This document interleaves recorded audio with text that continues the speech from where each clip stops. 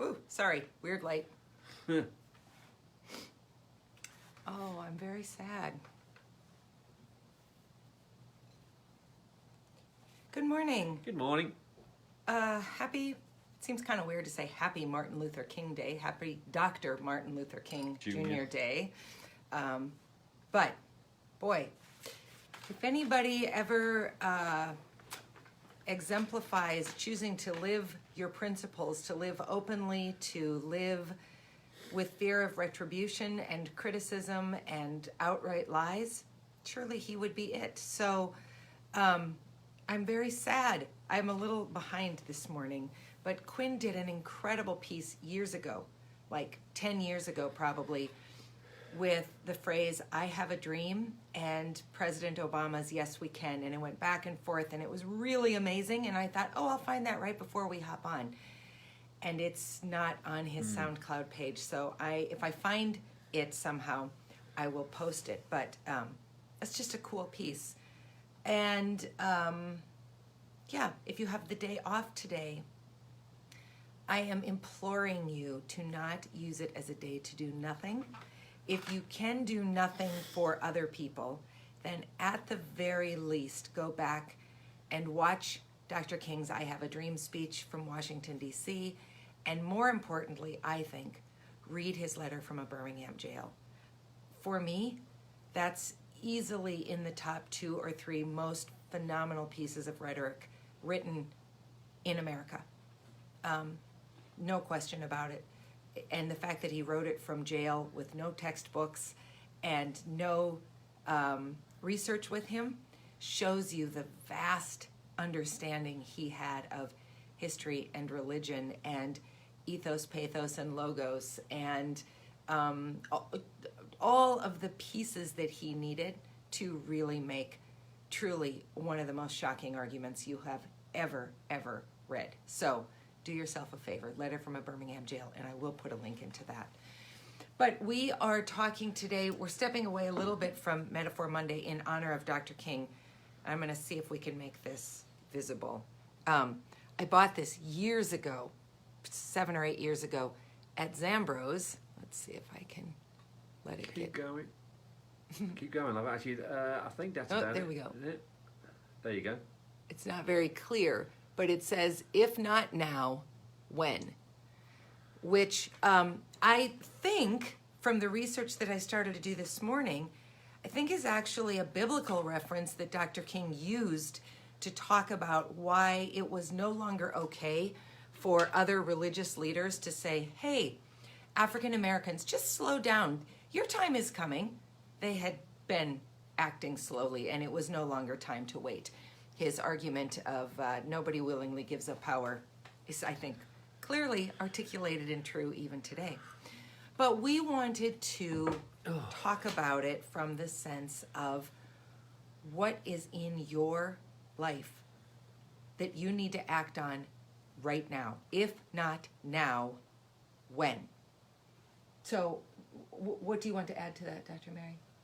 Anything? No is not the right answer.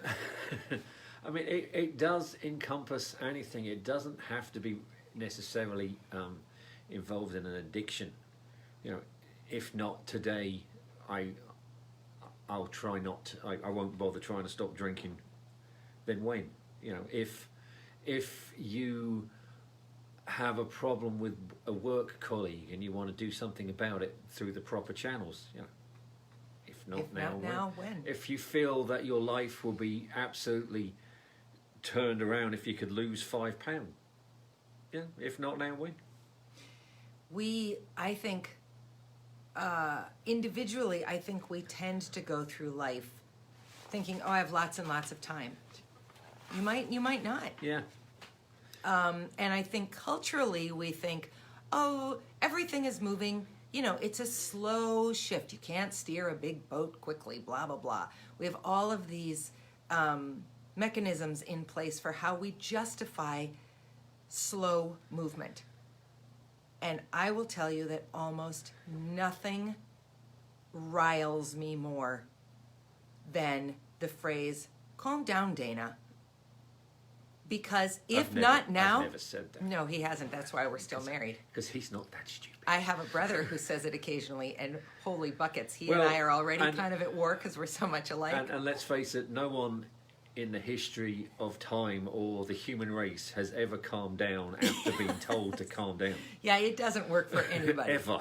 But it for sure doesn't work for me. But it's that idea of if not now, when? So I bought that little coin for my work at the Arts Partnership. If you don't want to support the arts now, when will you support the arts? Yeah, it's When will they matter? I mean, we went to something that I thought was really interesting. We've never done it since. A perfect way to and we can't do it at the minute because of the pandemic. But I actually went with Dana about 18 years ago to a Martin Luther King party. Oh, at Gene Anderson's house. And it was. Yes. I mean, I did the lamest thing possible. No, you didn't, because it was amazing. Yeah, so bring something to do with Dr. Martin Luther King Jr. So I brought a U2 CD.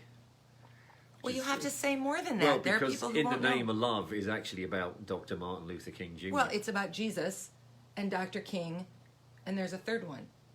Isn't there? No. It's two. Okay. I had no idea until that night. Yeah, we were invited to come have dinner, and then we each had to bring something we wanted to read or perform or share. But it was that really, was inspired by Dr. King. And we've never hosted another. No, anymore. but we might next year. But it was brilliant. It was really moving. And I'd actually forgotten about it until we started talking about today's topic. Yeah. You know, for my party, my birthday party that we have every year, we've started doing a thing, and I ask this question now at almost everything I do, from board retreats to meetings with new people. What's something you've read, watched, or listened to in the last year that's had a profound impact on you? And when you focus a gathering around something, suddenly the conversation goes much deeper, and you sort of see past the shallow surface into something of complexity. So that's a little bit off topic. But yeah, that was a great party that we had at Jean's house. Really beautiful, actually. So, you know, you don't need this tiny little coin, which is hard to see. It's tiny. It's like the size of a 1p. Oh, isn't it? Isn't that about that size? Or a cent, yeah. A little pence, cent, whatever. I love those little guys in England. But I think the question for you, for all of us, is if not now, when? What is your thing you need to get a hold of starting today? You might not solve it today, but let today be the day of started action. I mean, it's brilliant because it kind of cuts off every conceivable excuse you have for not doing something. That's true. I mean, I've had issues at work where someone came out with the, you know, we need to do this sooner rather than later. Part of the argument for not doing it was the fact that we needed new letterhead if we did it. I just sat there and thought, really? That's the best you can come up with? Academic meetings are their own special Well, brand it's true. of You know, what's keeping you from action. action? What's keeping you from mending a rift with an old friend or a member of the family? You know, if not now, when? They could die next week. Or this afternoon. I love that phrase that says, nobody who died tonight woke up this morning without plans for the day. Yeah. We all have them. Sometimes we get to pursue them, and sometimes one day we won't. One day, whatever our plans were for that day will not matter. That could be today. So if not now, when? It's also a good way to not have a dead person goal, actually. That's true. Going back to the other one. That's true to Susan David. Yeah. So I just want to say, as the spouse of an addict in recovery, if you are a spouse watching this, or a parent or a child, or you are the person on the, you know, outside of that inner circle, make today the day that you try a new path to helping break through. I have met quite a few people who actually worked at becoming sober. They didn't end up in a hospital like I We've did. talked to a lot of people who've made And that choice I for have the themselves. greatest respect for those people. So if you're on the cusp of doing this, if not now, when? And you'll find someone sitting right here who would have the greatest respect for you for making that step. I would too, because you couldn't have. No. And that's not a No, I weakness of you. It's just, it's where you were at. Yeah. But if you can be the person who chooses that today is the day that you take back your life, Go for it. do it today. You owe it to yourself.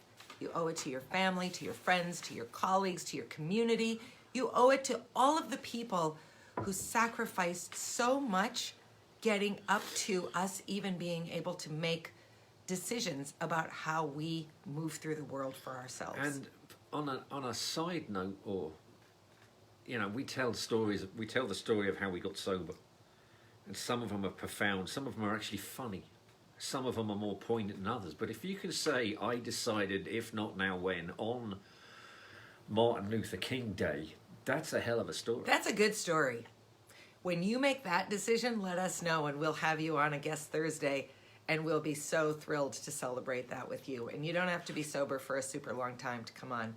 So keep the phrase, if not now, when, front and center, not just today, but every day, because you just never know. No, you don't. And the best time to take action is now.